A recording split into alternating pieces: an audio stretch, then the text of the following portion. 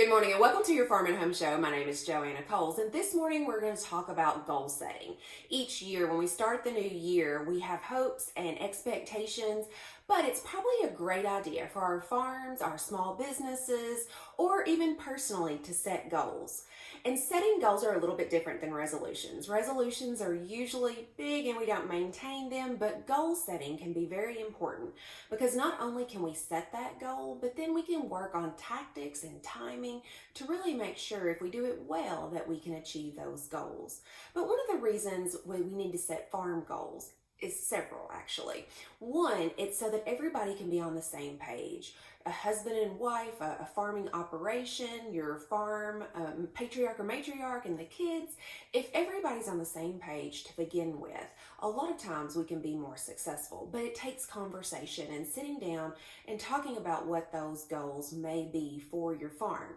Now, if you have small children, it's even important to kind of get them involved with the goal planning process. One, it sets good habits, but two, it also gives them some input into the farm and some investment where they can feel like that they're helping too and they know the entire game plan. Also, it's hard to kind of know where you're going if we don't have some of those goals in mind. And a lot of times if we speak them out loud, then we're more likely to accomplish them. And we usually use the SMART goal tactic when we talk about setting goals. And the S stands for specific. So we need specific goals, like we need to fence 900 feet of new fence or whatever that might be. So you need to be specific with that. Also, it needs to be measurable. You need to be able to measure. It's not that I just want to make more money.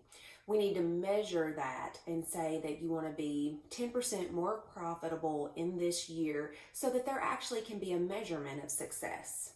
The other one is it has to be achievable. We have to be able to set goals that we can achieve. If we set goals that there's no way for us to achieve them, sometimes that can cause discouragement and we might not set goals again. And then the R is relevant to your operation. And that being, if it's not relevant to your mission statement, then it might not need to be talked about with this particular goal setting exercise. And then the T is for time. Do we need to set a time on when we want to accomplish these goals, when we want to get those done so that we can measure, it be specific, and all those tactics help make SMART goals for our farming operation. Now, one of the things is very important is to sit down and talk about it. We've talked about that, but also to write them down. It's been shown, studies have been shown that if you actually write down your goals and maybe even hang those in your farm office or your small business place, that it keeps them on top of mind, one, but it also puts it down in writing. A lot of times we will be more accountable to our goals if they are written down. And if everybody's on board, everybody can do their part. Everybody has particular gifts that they can bring to the farming operation or to your small business. And this will help everybody be able to utilize their gifts and talents to help overall achieve the goal for the small business or the farm. Now we have worksheets available at the Cooperative Extension Service that can help you set these SMART goals to kind of give that as a reminder. And then we also have some worksheets. Once you set your goal, then you can write the goal and then what different things will you need to do to achieve that particular goal. And then maybe even give you some timelines throughout the year to be able to achieve those. Also a good time to talk about long-term goals, maybe not just for this year, but maybe for the next 5 years, where you want to be. This is especially important if you want to transition your farm to the next generation or if you want to start a new operation.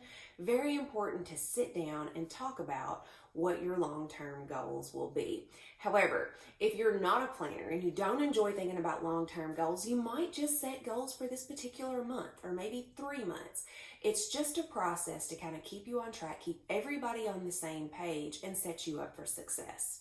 So if you have any questions about goal setting or planning, make sure to contact your local extension office, and we'd be happy to help share the resources that we have available to help you set your goals for the next 3 months, the next year, or the next 5 years. We appreciate you watching the Farm and Home Show, and we hope you have a great day.